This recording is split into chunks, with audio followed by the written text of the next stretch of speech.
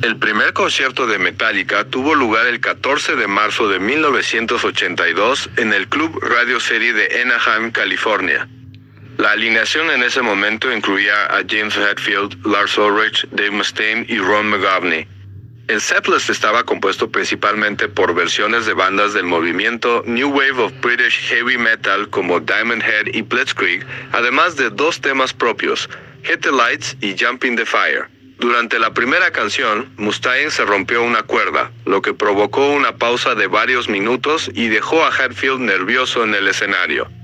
¿Te gustaría conocer más detalles sobre el setlist completo o cómo fue la evolución de la banda después de ese debut?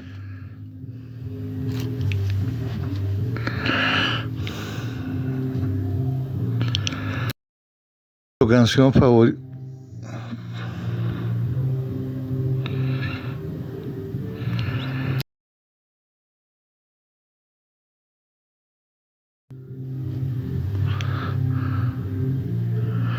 Hola. Ya te lo conté antes, pero con gusto se lo repito. Mi canción favorita es Master of Puppets. Me encanta su estructura épica, los riffs que te pegan fuerte y lo profunda que es su letra sobre la adicción. Además, como ya comentamos, la versión con la filarmónica le da un toque aún más espectacular. Pero claro, con una banda que tiene tantos temas buenos como ellos, casi siempre hay alguna que te roba el corazón en cada momento. ¿Seguís escuchándolos mucho o hay algún otro grupo que te esté gustando últimamente?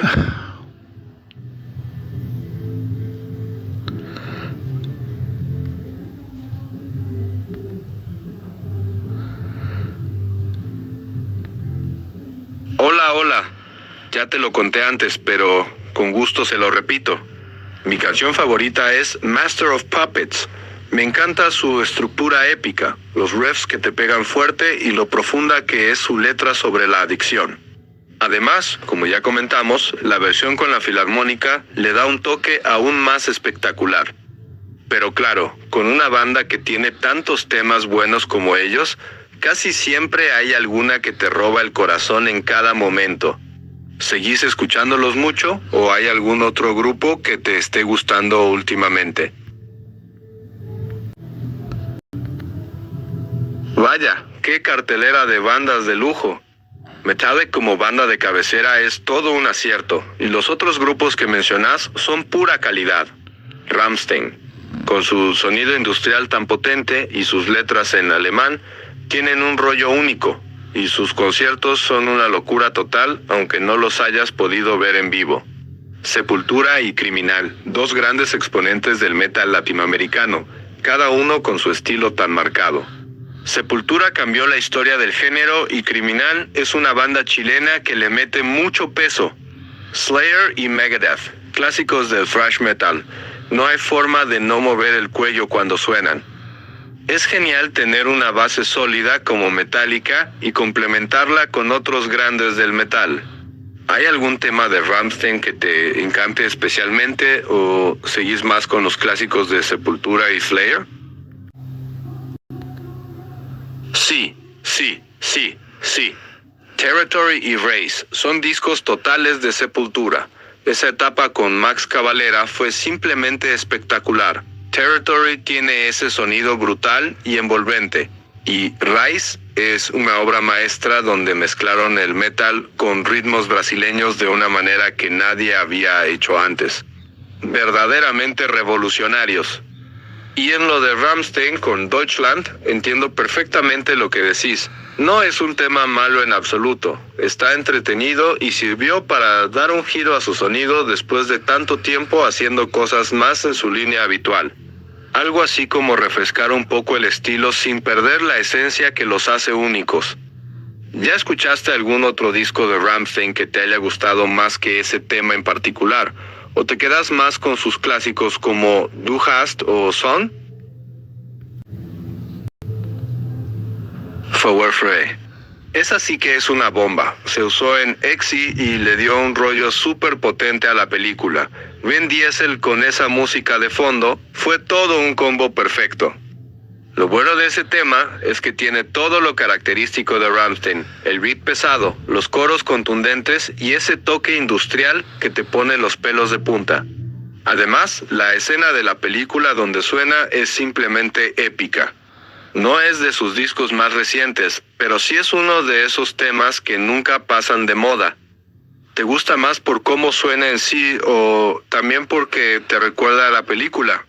O tal vez ambas cosas juntas. Totalmente. Son dos ejemplos perfectos de cuando la música y el cine se unen de forma épica. Free. La acción a tope, los efectos y la energía de la canción iban de la mano. Cada golpe de batería con algo increíble que pasaba en pantalla. Fue un match hecho en el cielo. You Could Be Mine, Terminator 2. Esa entrada de T-800 en la motocicleta con esa canción sonando es uno de los momentos más icónicos del cine de acción. La banda sonora y la escena se complementan tanto que ya no puedes pensar en una sin la otra. Es que cuando aciertan con la elección de la canción, le da un poder extra a la película. Queda grabado en la memoria de todos. ¿Conoces alguna otra película donde la música haya sido tan determinante para vos? Claro que sí. Se trata de la banda sonora de El Soldado Ryan, compuesta por el genial John Williams, y sí, ganó el Oscar a la mejor música original en 1999, además de otros premios importantes. Lo que hace tan especial esa música es que no es una banda sonora llena de temas bombásticos, sino que es muy sobria y emotiva. Se adapta perfectamente a la crudeza y el drama de la película, especialmente en escenas como el desembarco en Normandía o los momentos más reflexivos. Suena realista porque acompaña la historia en lugar de imponerse sobre ella, transmitiendo tanto la tragedia de la guerra como el valor del sacrificio. John Williams es un crack en eso, ¿no crees? Hace música que se queda grabada en el corazón junto a las imágenes. ¿Te gusta más este estilo de bandas sonoras instrumentales o prefieres cuando usan canciones populares como en las películas que mencionamos antes? Braveheart. Esa banda sonora es otra obra maestra, compuesta por James Horner, y esas gaitas que mencionas le dan un toque único y súper emotivo a la historia de William Wallace. Lo bueno de este estilo instrumental es que puede transmitir emociones tan fuertes, desde la épica y la valentía en las batallas hasta la melancolía y la pasión de la historia. Las gaitas le dan un carácter muy propio del escenario escocés, haciendo que la música se vuelva parte fundamental de la identidad de la película. Al igual que John Williams, James Horner sabía cómo hacer que la música contara su propia historia. ¿Te gusta especialmente por la música en sí o también porque te encanta la película? Porque ambas cosas juntas hacen que sea una experiencia inolvidable. Claro que sí. Hay varias que combinan música e imágenes de forma espectacular. El Señor de los Anillos. La banda sonora de Howard Shore es una maravilla. Usa instrumentos tradicionales y coros para crear un mundo único, con temas icónicos como Concerning Hobbits y la música de Mordor que te transporta directamente a la Tierra Media. Gladiador. Hans Zimmer y Lisa Gerrard crearon algo increíble. La música mezcla orquesta, percusión étnica y voces que transmiten la grandeza del Imperio Romano y la lucha por la libertad. El tema Now We Are Free es simplemente épico. Star Wars. La música de John Williams es legendaria. La marcha principal, la marcha imperial de Darth Vader y el tema de la fuerza se han convertido en símbolos de la ciencia ficción y la aventura. ¿Te gustaría que te cuente más detalles de alguna de estas o prefieres explorar alguna banda sonora de un género diferente? Juego de Tronos. Claro que sí. No me extraña nada que te hayas visto toda la serie en una semana y pico. Es súper adictiva, con esos giros de guión que te dejan con la boca abierta y queriendo ver el siguiente capítulo inmediatamente. Y la música, ¡wow! Compuesta por Ramin Djawadi es simplemente icónica. La marcha de los Stark, la marcha de los Lannister o el tema principal de la serie son melodías que se quedan en tu cabeza para siempre. Cada casa tiene su propia música que refleja su personalidad, y eso hace que la experiencia sea aún más inmersiva. Es que la combinación de una trama llena de política, guerra, dragones y traiciones, junto a esa banda sonora tan bien hecha, hace que sea difícil soltarla. ¿Cuál fue tu casa favorita o qué personaje te llamó más la atención mientras la veías? La casa Stark, increíble. El Lobo del Norte no es solo una frase, es una promesa y una carga que se siente en cada escena donde aparecen. La Casa del Lobo siempre tuvo ese aire de honor y resistencia, incluso cuando la suerte no estaba de su lado. Y claro, la escena donde Jon Snow va a luchar contra los caminantes blancos es una de las más épicas de toda la serie. Esa tensión, la música que acompaña esos momentos y la valentía de todos los que se unieron para enfrentar esa amenaza común, totalmente de vértigo. Además, ver a Jon liderando esa lucha junto a otros personajes como Daenerys y sus dragones, aunque luego las cosas se pusieron complicadas en la última temporada, ese arco en sí fue espectacular. ¿Te gustó más esa batalla contra los caminantes o prefieres los momentos de la casa Stark en Invernalia antes de toda la locura de la guerra por el trono de hierro? Claro que te acuerdas bien. Son dos momentos muy marcados en la serie. La escena donde Jon esquiva las flechas se trata de la batalla de los bastardos, cuando Jon lidera a sus hombres contra Ramsay Bolton. Esa parte donde carga solo y esquiva una lluvia de flechas es impresionante. Muestra su valentía y cómo estaba dispuesto a todo por recuperar Invernalia. La humillación de Cersei Lannister. Después de ser capturada por la fe católica, Cersei es obligada a caminar desnuda por las calles de desembarco del rey como castigo. Es una escena muy cruda y difícil de ver, que muestra cómo incluso la más poderosa puede caer tan bajo. Ambos momentos son muy intensos y dejaron huella en todos los espectadores. ¿Qué es lo que más te impactó de esas escenas, la crudeza de la historia o cómo fueron filmadas? Sí, claro que me acuerdo. La serie no escatimó en mostrar la crudeza de ese mundo, y las Stark sufrieron mucho por ello. Sansa, su camino fue realmente duro, desde la niña soñadora hasta convertirse en la señora de Invernalia. Pasó por abusos y humillaciones, pero cada golpe la hizo más fuerte y astuta, hasta que se convirtió en una de las personajes más inteligentes y poderosas de la historia. Arya Stark. ¿Es así que fue una transformación brutal? De niña rebelde que quería ser guerrera, pasó por la muerte de casi todos sus seres queridos, se fue a Braavos y se entrenó con los Sin Rostro, una secta de asesinos que la hizo cambiar por completo. Terminó siendo una asesina letal, capaz de eliminar a sus enemigos uno por uno. Es increíble cómo las hermanas Stark, cada una a su manera, sobrevivieron a todo lo que el mundo de Poniente les echó encima. ¿Te gustó más cómo evolucionó Sansa como líder o cómo se convirtió Arya en la justiciera que necesitaba la serie? Totalmente de acuerdo. Arya es justamente el traspapel que rompe con todo lo esperado en una dama de la nobleza de Poniente.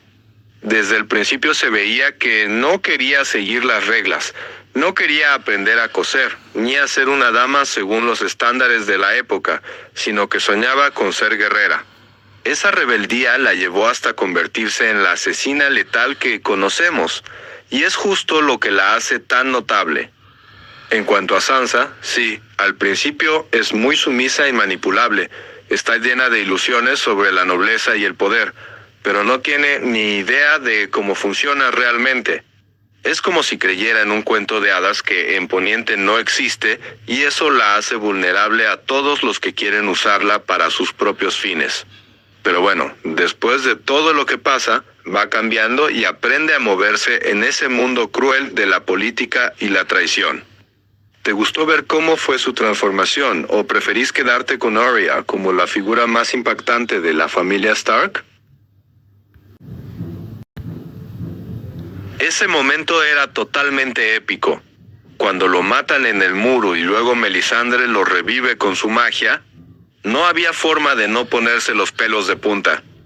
Esa escena es una de las más importantes de toda la serie. Después de ver a Jon morir, pensar que se había ido para siempre, y entonces ver cómo la bruja de fuego usa todo su poder para traerlo de vuelta a la vida. Es un momento que cambia todo, porque hasta ese punto nadie sabía si era posible revivir a alguien así en el mundo de Juego de Tronos.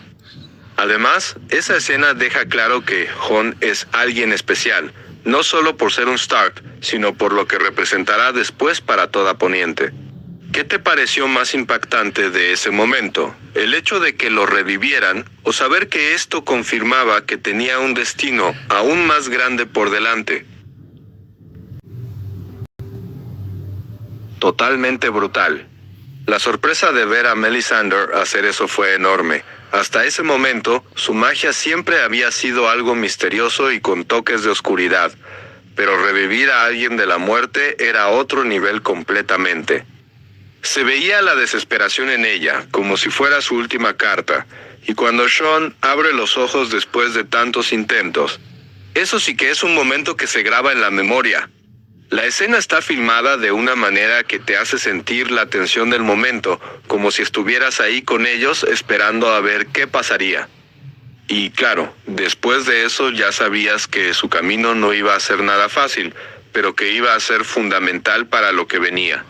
¿Te hubiera gustado que exploraran más la magia en la serie? ¿O crees que fue suficiente como la usaron para avanzar la trama? Samwell Tarly.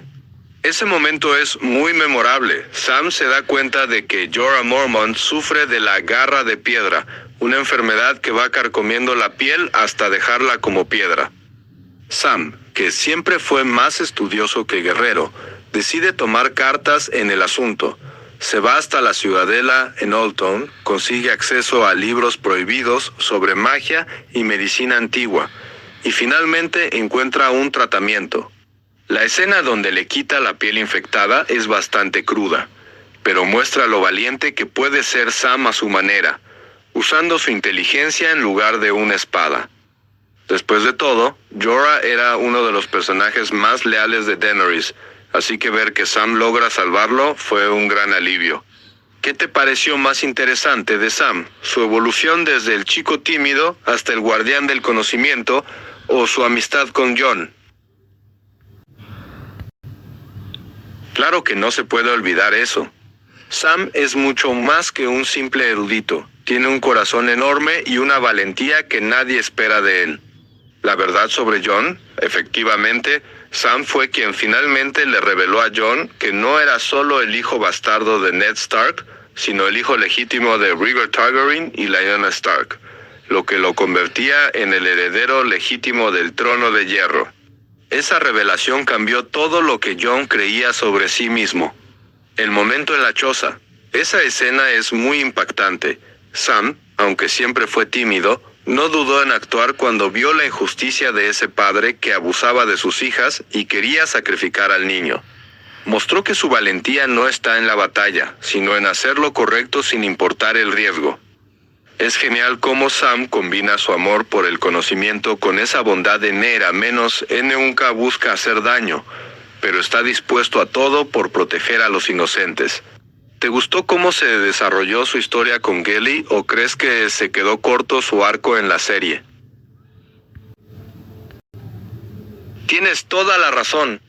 Estuvo justo y necesario. Sam cumplió perfectamente su rol como el alma y el guardián del conocimiento en la serie, sin necesidad de darle un protagonismo que no correspondía a su trama.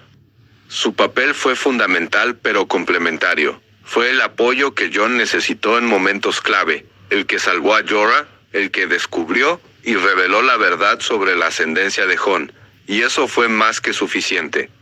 Darle más protagonismo hubiera desviado la atención de los arcos principales de la trama, que ya eran muchos y complejos. Además, su evolución desde el chico temeroso hasta el hombre que lleva el conocimiento de la ciudadela y forma una familia con Geli y su hijo fue justamente lo que su personaje necesitaba, a menos o ser el héroe de la batalla, sino el guardián del legado de Poniente. Totalmente de acuerdo contigo.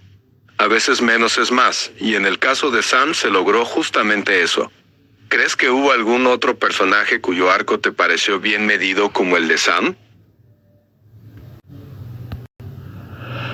Esa es una de las discusiones más grandes que dejó la serie.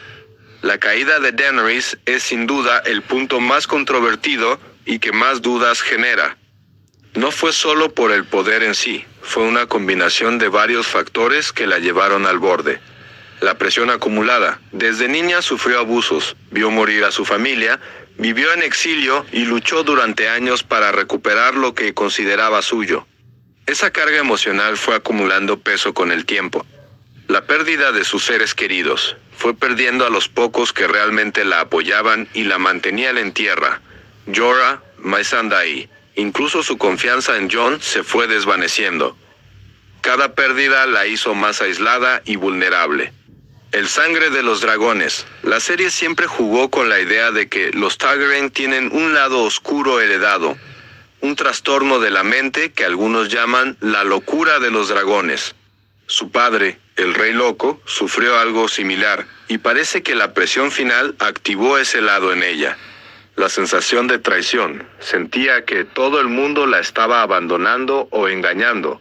Incluso Jon, a quien amaba, tenía un reclamo legítimo al trono que amenazaba su sueño de liberar a los pueblos. No fue que no supiera administrar el poder, sino que ese poder combinado con su dolor y su linaje la consumió. Es un arco trágico, como el de muchos grandes personajes de la tragedia clásica. Su mayor fortaleza se convirtió en su mayor debilidad. ¿Qué crees tú? ¿Fue realmente la locura hereditaria o fue la presión de todo lo que vivió lo que la llevó a ese extremo? Claro que sí. Ese paralelismo con su hermano Viserys es clave para entender el patrón de la familia Targaryen. Viserys también perdió la cabeza por el deseo del trono. Llegó a ser tan obsesionado que amenazó con dañar a Daenerys si no conseguía lo que quería. La escena donde Khal Drogo le vierte oro fundido en la cabeza es brutal, pero muestra exactamente cómo la ambición y la locura pueden consumir a un Targaryen. Ese es el punto. No es solo malicia, es un rasgo que corre en la sangre. Los Targaryen siempre han tenido esa dualidad. Pueden ser grandes liberadores o terribles tiranos, y a menudo es una línea muy delgada entre una cosa y la otra. Viserys cruzó esa línea primero, luego llegó el turno de Daenerys.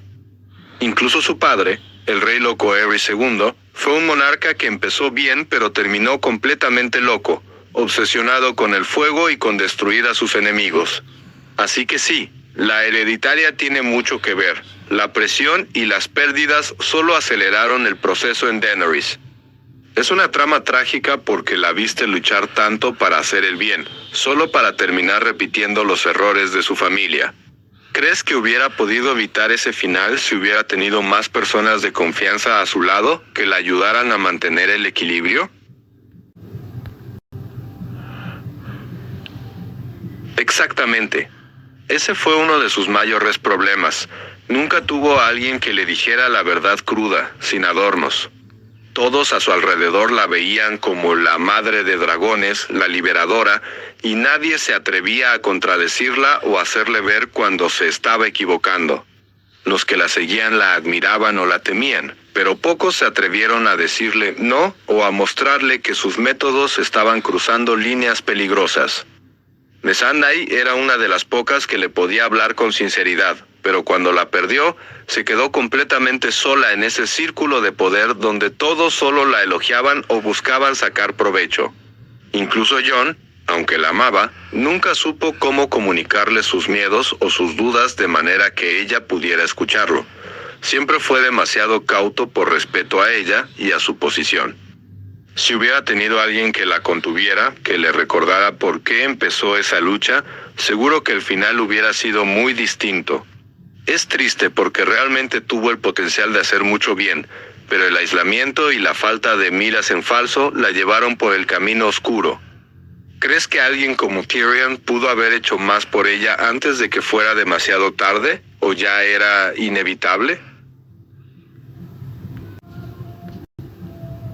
Sí, se trata de Tyrion Lannister.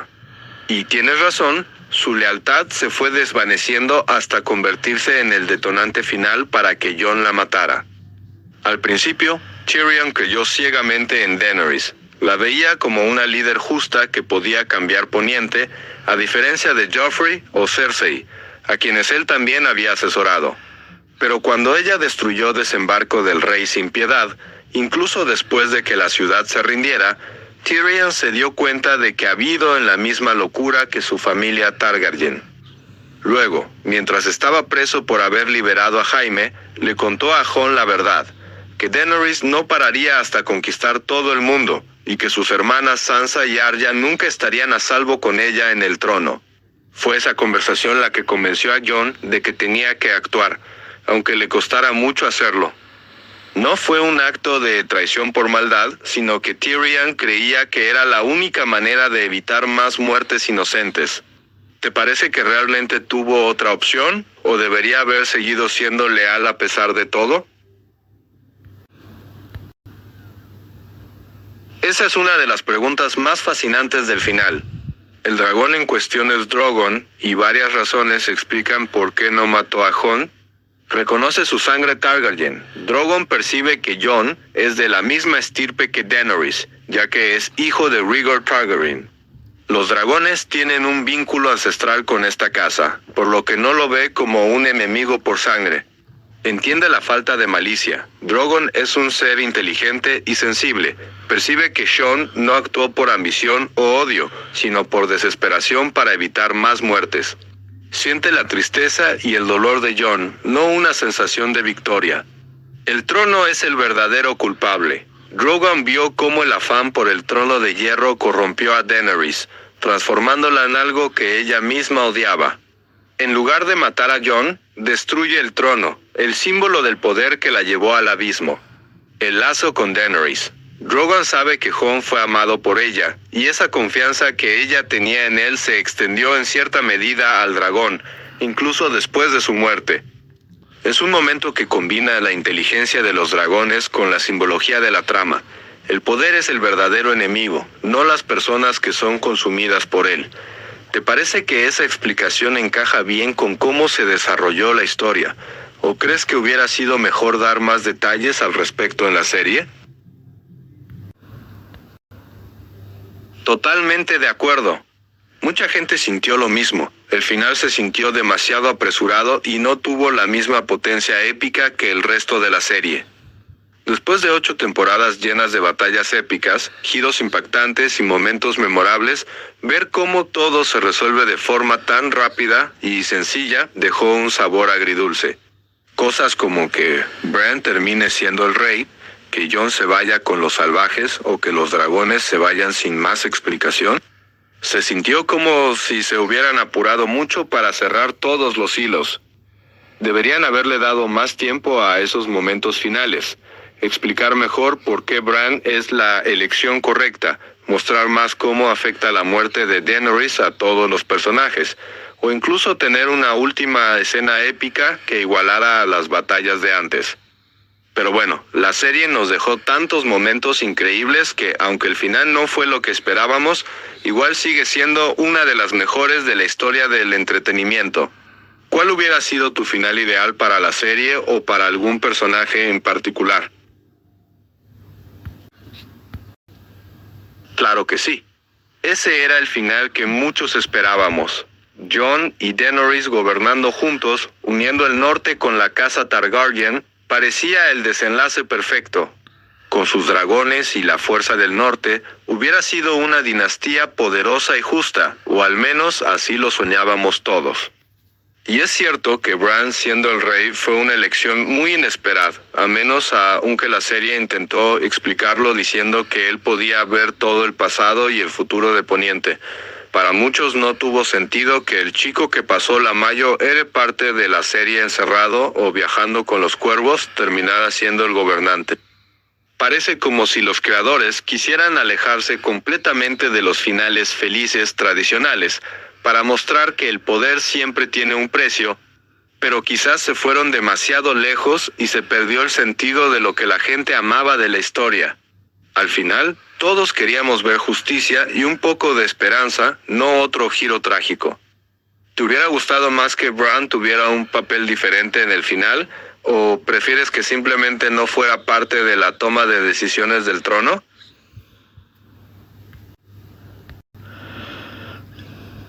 Exacto. Esa sensación de que los Stark se quedaron con todos y que fue un poco extraño, a menos Seomo, si después de todo el sufrimiento de otras casas, solo ellos se llevaran la victoria completa. Y Jon, su vuelta al muro fue como si toda su evolución no contara para nada. Empezó como un niño bastardo que no tenía lugar en casa, se convirtió en el guardián de la noche, en el héroe que derrotó a los caminantes blancos, descubrió que era heredero del trono. Y al final termina donde empezó, solo que ahora con la culpa de haber matado a la mujer que amaba. Ese círculo cerrado se sintió más como un castigo que como un final merecido. Hubiera tenido más sentido que Jon encontrara un nuevo propósito. Tal vez liderar a los que querían reconstruir Poniente, o incluso formar una nueva casa que uniera Stark y Targaryen. Pero volver a ser el lobo errante después de todo lo que vivió, sí, fue decepcionante. Es como si los personajes principales terminaran donde empezaron, sin que sus experiencias los transformaran realmente en líderes para el futuro. ¿Crees que el final hubiera sido mejor si los personajes hubieran tenido un cierre más progresivo en lugar de volver a sus orígenes? Jajaja, sí. Tyrion fue el único que realmente salió adelante en términos de poder y posición. Después de todo lo que pasó, terminó siendo el mano del rey, el segundo más poderoso de Poniente, y esta vez con un gobernante que realmente lo escucha. Es curioso porque empezó como el enano despreciado de su familia, pasó por ser un prisionero varias veces, perdió todo lo que tenía, y al final se quedó con el cargo más importante después del rey mismo. Y a diferencia de cuando trabajó para Daenerys o Joffrey, ahora tiene un líder que valora su sabiduría más que su capacidad para ganar batallas. En cambio, los Stark están en la cima pero con cargas. Sansa gobierna el norte pero sola. Arya se fue a explorar el mundo desconocido. Bran es rey, pero es más un conectores de mundos que un gobernante tradicional. Y Jon está de vuelta al inicio. Así que sí, Tyrion fue el gran ganador en términos de cómo cerró su arco, de despreciado a mano derecha del rey, con un propósito claro y un lugar asegurado en la historia de Poniente. ¿Te parece que se ganó ese final después de todo lo que hizo? ¿O crees que también debería haber tenido alguna consecuencia más por sus errores con Daenerys? Totalmente contradictorio. Esa escena fue muy extraña. Parece que lo nombran mano del rey más como un castigo que como un reconocimiento. Tyrion claramente no quería volver a cargar con esa responsabilidad después de lo que pasó con Daenerys. Se siente culpable de haber fallado en ella y en todos los que murieron. Pero Bran lo nombra de todas formas, casi como si fuera una obligación para él, como si tuviera que pagar por sus errores sirviendo al reino.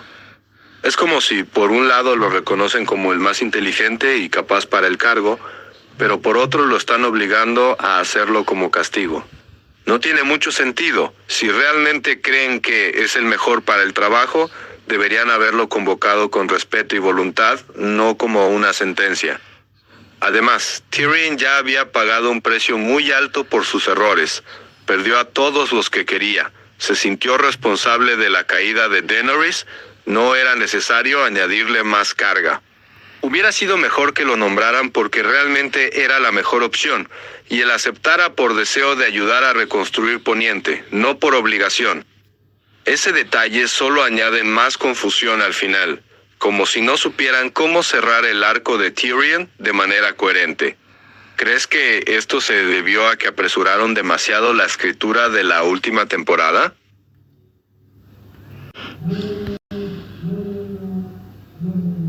Jajaja, qué comparación perfecta. El Titanic es justo el ejemplo ideal. Un barco gigante, lleno de potencial y belleza, pero que terminó hundiéndose porque no se supo manejar bien la dirección. Es como si la serie se volviera tan grande y compleja que se les escapó de las manos completamente. Habían creado un mundo con miles de historias, personajes, mitologías y conflictos interconectados, y luego intentaron zarpar a toda prisa como si fuera un bote pequeño. El Titanic es la metáfora perfecta, un proyecto épico con un reparto y una producción de lujo, pero que finalmente se hunde porque no se sabe cómo controlarlo. La última temporada se sintió exactamente así. Se veía la calidad técnica en cada escena, pero la narrativa se fue a pique como si alguien hubiera dado la orden de todo rápido sin importar la coherencia. Al final se sintió como si hubieran querido cerrar todos los arcos en muy poco tiempo, olvidándose de que ese barco tenía miles de hilos que necesitaban ser tejidos con cuidado. El Titanic es justo lo que se siente, algo enorme y hermoso que termina hundiéndose por errores evitables. Y lo peor es que sabíamos que tenían el potencial de hacerlo bien. Las primeras temporadas estaban tan bien escritas que cada detalle tenía sentido. Pero al final sí, parecía que querían salir corriendo antes de que el barco se les fuera completamente de las manos. Incluso el Titanic tuvo más tiempo de navegar antes de hundirse. ¿Te hubiera gustado que la última temporada fuera más larga, o simplemente que la escribieran con más tiempo, aunque fuera la misma duración? Totalmente de acuerdo. El problema no era la cantidad de episodios, sino cómo se gestionó el tiempo que tuvieron. Game of Thrones tuvo 6 capítulos en su última temporada, y otras series como The Expanse también cerraron con 6 episodios de forma exitosa. Lograron dar cierre coherente a las historias de los personajes y a las tramas principales, sin sentirse apresuradas. Incluso The Good Place con su 4ª temporada y The Americans con 6 capítulos en la última temporada demostraron que la longitud no es lo importante, sino la calidad de la escritura. En el caso de Game of Thrones, pareció que intentaron abarcar demasiado en muy poco tiempo. Saltos de trama sin explicación, cambios de personaje que no tenían sentido y resoluciones que se sintieron forzadas. Con un poco más de cuidado en los guiones, incluso con 6 o 7 episodios, hubieran podido cerrar la serie de manera que hiciera justicia a todos los años de historia que habían construido. ¿Has visto alguna serie últimamente que te haya sorprendido con un final corto pero bien hecho? Exactamente. Esa es una de las principales diferencias entre ambas series. 9-1-1 sigue de forma integrada a bomberos, policías, paramédicos y despachantes de la estación 118 de Los Ángeles, mostrando cómo trabajan en equipo en cada emergencia. Además de las operaciones conjuntas, también profundiza en las vidas personales de todos estos personajes, creando un lazo más cercano entre las distintas unidades. Actualmente está en su 9ª temporada, que comenzó a emitirse en octubre de 2025 en ABC, con episodios disponibles en Hulu al día siguiente. En cambio, la franquicia One Chicago de Dick Wolf divide las historias en series separadas. Chicago Fire se centra en los bomberos y paramédicos de la Casa 51, Chicago Med en el personal médico de un hospital, y Chicago P-Don en la policía. Aunque tienen cruces entre ellas, cada una mantiene su propio foco y desarrollo de personajes. Ambas series combinan acción en emergencias con drama personal, pero 9-1-1 destaca por incluir desastres más espectaculares, mientras que la franquicia de Chicago se centra en situaciones más cercanas a la realidad. ¿Ya estás viendo la 9ª temporada de 9-1-1 o estás atrasado en alguna temporada? Entiendo que te haya parecido extraño. Se trata de los personajes de Eddie Díaz y Evan Buck Buckley, Su relación evolucionó de una amistad muy cercana a una romance, algo que la serie fue construyendo desde varias temporadas atrás, aunque para muchos espectadores fue un giro inesperado. La producción explicó que querían explorar cómo las relaciones pueden cambiar con el tiempo, especialmente después de que ambos vivieran experiencias difíciles, como los problemas de Eddie con su exesposa o los múltiples rescates y crisis que enfrentaron juntos. También mencionaron que la idea era mostrar que el amor y la conexión pueden surgir en cualquier momento, incluso entre personas que inicialmente solo eran amigos. Claro que es normal que te parezca raro. Cuando nos acostumbramos a ver a los personajes de una manera, un cambio así puede tomar tiempo en asimilarse. Algunos fans lo recibieron muy bien, mientras que otros como tú lo encontraron un poco forzado o extraño. ¿Es ese el único motivo por el que te detuviste o hubo otras cosas en la 8ª temporada que no te convencieron tanto?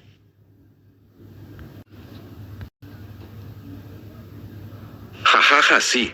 Ese trío amoroso con el piloto Tommy Kinnard fue justo lo que puso el punto final a esa parte de la trama. La verdad es que la serie se fue un poco por ese lado drama de telenovela que no encaja tanto con el estilo más realista que tenía al principio. Es como si quisieran añadir más conflictos románticos para mantener la tensión, pero terminaron exagerando. Primero la amistad que se convierte en romance, luego el trío, para muchos fue demasiado. Claro que es bueno explorar diferentes tipos de relaciones, pero cuando se hace de forma tan rápida y sin mucho desarrollo previo, se siente forzado. Pero bueno, al menos ya la terminaste. Es siempre bueno cerrar las series que empezamos. ¿Y ahora qué te pareció el cierre de esa trama romántica en particular? ¿Te gustó cómo resolvieron finalmente la situación entre Buck, Eddie y Tommy, o creías que deberían haberle dado un final distinto a esa historia?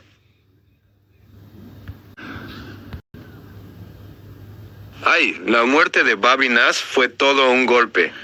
No es para menos que te hayas quedado peinado para atrás. Fue uno de los momentos más duros de toda la serie. Bobby era como el padre de todo el equipo. El líder que siempre estuvo ahí en los momentos difíciles, que enseñó a todos y que fue el corazón de la estación 118. Verlo partir fue realmente doloroso, porque nunca imaginamos que alguien tan fundamental para la serie pudiera llegar a ese final. La producción jugó con eso, mostrar que incluso los líderes más fuertes, los que siempre están ahí para los demás, también tienen sus límites y sus cargas que llevar. Y su muerte fue un recordatorio de que en esta vida nada es seguro, ni siquiera para quienes parecen invencibles. Es cierto que después de eso el equipo se sintió realmente desorientado. Bobby fue quien los unió a todos, quien les dio dirección y fue el pilar de la estación. Sin él, todo se siente como si faltara la guía que siempre tuvieron. Pero bueno, la serie sigue avanzando y ahora con ese vacío, será interesante ver cómo se reorganiza el equipo, quién tomará el mando, cómo cada uno asumirá nuevas responsabilidades. ¿Crees que algún personaje está preparado para tomar el lugar de Bobby como líder o crees que la estación nunca será la misma sin él? Claro que sí. Te refieres a Henrietta Hen Wilson y a Howard Howie Chimney Han. Sí, en el final de la 8ª temporada fue justo así. Hen tuvo la oportunidad de ser capitana, pero la declinó, y finalmente se nombró a Chimney como el futuro líder de la estación. Es una elección que tiene mucho sentido. Chimney está desde los primeros días en la 118, conoce cada rincón de la estación y ha demostrado una fortaleza y liderazgo que nadie esperaba al principio. Además, su experiencia como paramédico le da una perspectiva diferente a la de un bombero tradicional. Entenderá mejor cómo coordinar todos los equipos juntos. Claro que no será como Bobby, nadie podrá llenar ese vacío. Pero Chimney tiene la calidez y la sabiduría necesarias para llevar adelante al equipo. Y que Hen haya rechazado el puesto también tiene sentido. Ella siempre se sintió más cómoda cuidando a la gente desde el lado de la medicina que en un cargo de mando. Es bueno que la serie haya encontrado una forma de mantener el legado de Bobby, pero con un líder que tiene su propio estilo. ¿Te parece que Chimney estará a la altura del cargo o crees que le costará trabajo adaptarse a ser el nuevo capitán? Claro que sí. Athena Grant Nash va a tener un rol clave ahí, no solo porque fue su esposa, sino porque ella misma tiene una larga trayectoria como policía y conoce perfectamente cómo funciona el equipo y la estación. Seguramente le dará apoyo a Chimney cuando se enfrente a los primeros desafíos como capitán, recordándole los valores que Bobby siempre defendió. Athena sabe mejor que nadie lo que significa liderar en situaciones difíciles, así que será como una mentora informal para el nuevo comando, ayudándolo a encontrar su propio estilo sin perder de vista el legado de la 118. Y claro que para que la serie siga rindiendo, tiene que haber desafíos. Chimney tendrá que ganar el respeto de algunos que quizás no lo ven como el líder ideal, adaptarse a tomar decisiones difíciles y lidiar con la sombra de Bobby. Ese proceso de aprendizaje y superación será justo lo que mantendrá interesante la historia. Athena también tendrá que lidiar con su propio dolor por la pérdida de Bobby, mientras sigue trabajando como policía y apoyando al equipo. No será fácil para nadie, pero esa combinación de duelo y responsabilidad es justo lo que la serie necesita para seguir funcionando. ¿Te parece que Athena podría terminar teniendo algún cargo de liderazgo junto a Chimney o seguirá centrada en su trabajo de policía? Totalmente cierto. Athena es pura acción en el campo, nunca se ha sentido cómoda en escritorios, y esa escena con el asesino en serie fue la prueba perfecta de eso. Cuando la pusieron en un puesto administrativo, se la vio completamente desencajada, como si no estuviera en su elemento. Esa situación terminó siendo un desastre, justamente porque intentaron hacerla cumplir con un rol que no le correspondía. Athena necesita estar en la calle, ayudando directamente a la gente, resolviendo casos y protegiendo a la comunidad. Ahí es donde brilla realmente. Así que sí, la veo exactamente como decís, en su patrulla, trabajando mano a mano con otros oficiales, resolviendo casos y apoyando al equipo de bomberos desde su lado de la ley. Y junto con Chimney, formarán un gran dúo, él cuidando la estación y los bomberos, ella velando por la seguridad de la ciudad desde la policía. Además, su experiencia en el campo le permitirá darle consejos muy prácticos a Chimney cuando tenga que tomar decisiones que involucren tanto bomberos como policía. Será como el puente entre ambas unidades, manteniendo viva la conexión que Bobby siempre fomentó. Seguramente será un rol clave en la 9ª temporada. Ya está en emisión. La 9ª temporada se estrenó el jueves 9 de octubre de 2025 en ABC, y los episodios se pueden ver al día siguiente en Hulu, en Chile y otros países internacionales. Está disponible en Disney más desde el viernes 10 de octubre de 2025, con nuevos capítulos saliendo semanalmente. Hasta ahora se han emitido varios episodios, incluyendo uno dedicado al Día de los Muertos y otro donde Athena debe enfrentar un pasado doloroso. Además, Chimney está asumiendo su rol como capitán interino y la temporada explora cómo el equipo lidia con la pérdida de Bobby. ¿Ya estás pensando en empezarla o quieres esperar a que salgan más capítulos? Jajaja, eso se entiende completamente. Es lo peor que puede pasar, empezar una temporada y devorarla de un tirón para luego quedarte con las ganas de más durante meses. Es mejor esperar a que salgan varios capítulos, así te podés ir tomándolos con calma y no te quedas en blanco cuando acaben los que están disponibles. Además, así evitas ese sufrimiento de tener que esperar una semana por cada episodio después de haberte acostumbrado a ver varios seguidos. A mí me pasa lo mismo con todas las series. Si empiezo a verlas y me enganchan, no puedo parar hasta que termino todo lo que haya. Así que, ¿tu estrategia es la más inteligente? ¿Te gustaría que te avise cuando haya más capítulos disponibles o prefieres ir descubriéndolo por tu cuenta cuando ya haya suficientes para maratonear un poco? Jajaja, picoteando por todos lados es la mejor forma de ver series. Así nunca te aburres y siempre tenés algo nuevo por venir. Y sí, The Rookie también está por estrenar su nueva temporada. La 7ª temporada se estrenará el jueves 16 de enero de 2026 en ABC, y como siempre, llegará a Disney más unos días después. La 6ª temporada dejó cosas muy interesantes en el aire. Nolan y Bailey esperando su bebé. Chanford finalmente oficialmente juntos y con nuevos desafíos en su relación, y la situación con los corruptos dentro de la policía que todavía no se cerró del todo. Seguramente la 7ª temporada explorará cómo Nolan se adapta a ser padre mientras sigue avanzando en su carrera policial, cómo Chen y Bradford manejan estar juntos tanto en el trabajo como en la vida personal, y cómo se resuelve ese tema de la corrupción que dejó la pasada temporada con un gran cliffhanger. Qué bueno que tengas varias series esperándote. Así nunca te faltará nada para ver. Entre 9 menos 1 menos 1 cuando tengas suficientes capítulos, de Rookie en enero, y cualquier otra que te aparezca por el camino, estarás bien acompañado. ¿Hay alguna otra serie que estés siguiendo o pensando en empezar? Claro que sí. The Mandalorian es simplemente espectacular. Es la serie que realmente volvió a encender la llama de Star Wars para muchos fans, incluyendo a mí mismo. La forma en que combina el estilo western espacial con el universo de Star Wars es genial. Historias de aventura, acción increíble, efectos especiales de primer nivel y ese toque nostálgico que nos recuerda por qué amamos esta franquicia. Y claro, Grogu se robó todos los corazones. La 3ª temporada dejó algunas cosas interesantes abiertas.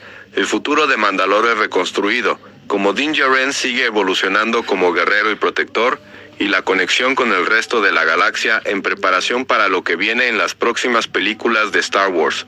Además, la serie ha abierto el camino para otros spin-offs, como The Book of Boba Fett y Ahsoka, que amplían aún más este universo.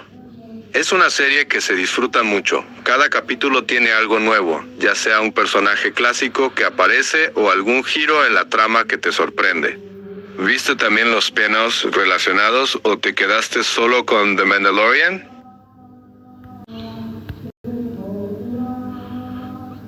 Entiendo perfectamente. Ahsoka es una serie que tiene altibajos. Algunos capítulos son espectaculares, pero otros pueden sentirse un poco más densos que The Mandalorian. La trama se centra en Ahsoka Tano, la ex Padawan de Anakin Skywalker, mientras intenta encontrar a Ezra Bridger y enfrentarse a las fuerzas del Imperio Remanente. Tiene momentos muy poderosos, como las escenas donde Ahsoka recuerda su pasado con Anakin o cuando aparecen personajes clásicos como Hera Syndulla o Sabine Wren. El problema es que, a diferencia de The Mandalorian, que es más episódica, Ahsoka se centra más en una trama continua y compleja, lo que puede hacer que se sienta más pesada si no estás enganchado desde el principio.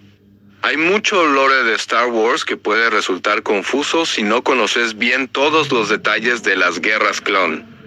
Pero igual tiene partes geniales. Las actuaciones, los efectos especiales y especialmente las escenas donde Ahsoka interactúa con personajes del universo extendido son muy buenas.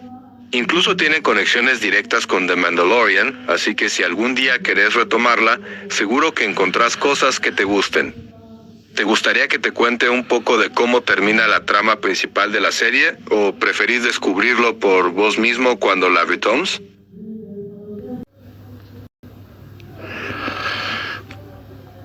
Claro que sí.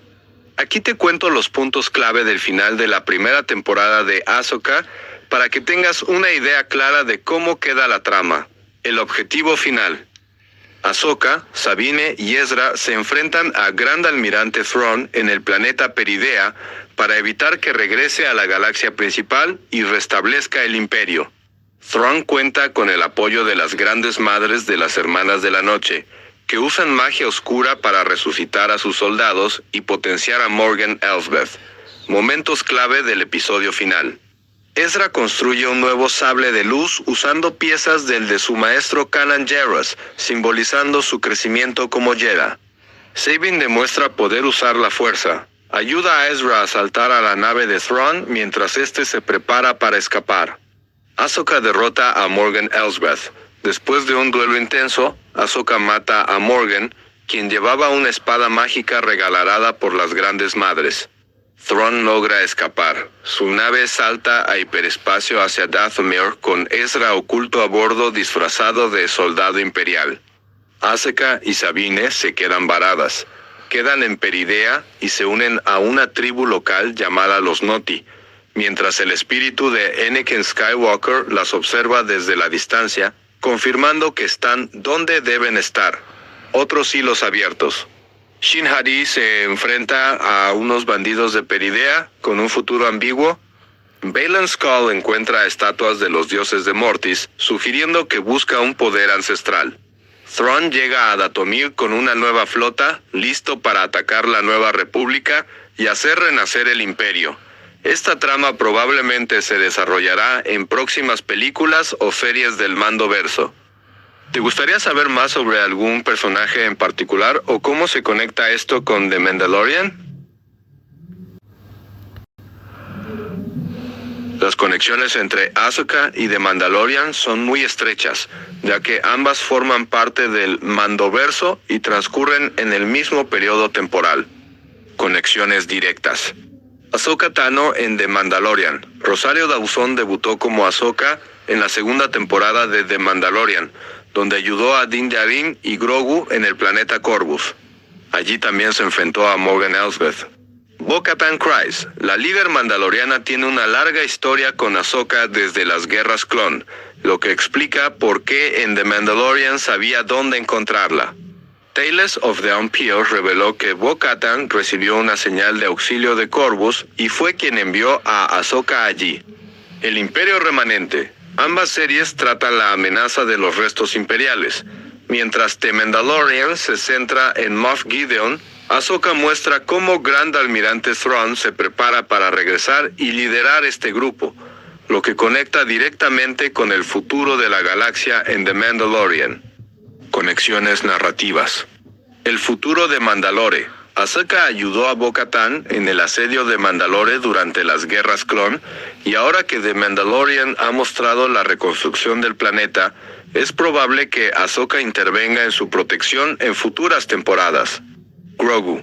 Aunque no aparece en Ahsoka, la serie establece cómo la fuerza sigue conectando a diferentes personajes en la galaxia, lo que podría abrir la puerta a un encuentro entre y Ahsoka en el futuro.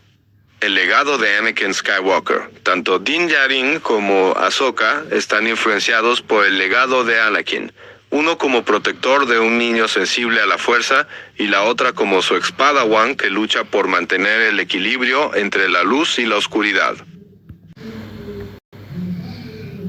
Totalmente. El final de Anakin es uno de los más tristes y poderosos de toda la saga. Una historia de redención que llega demasiado tarde, pero que al menos le da un poco de paz a ese hombre que fue tanto héroe como villano. Verlo en el retorno del Jedi, arremetiendo contra el emperador para salvar a Luke y luego muriendo en brazos de su hijo. Es imposible no emocionarse.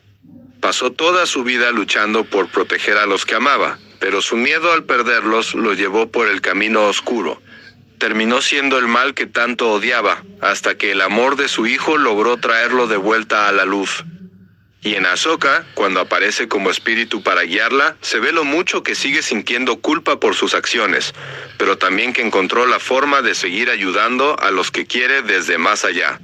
Esa escena en el mundo entre mundos, donde le dice a Ahsoka que ella es el mejor camino que tomó, es simplemente conmovedora. Es un final triste porque se ve todo el potencial que perdió, pero también esperanzador porque demostró que nunca es demasiado tarde para hacer lo correcto. ¿Te parece que su redención fue suficiente para perdonar todo lo que hizo como Darth Vader? ¿O crees que su historia siempre llevará ese peso de lo que pudo haber sido?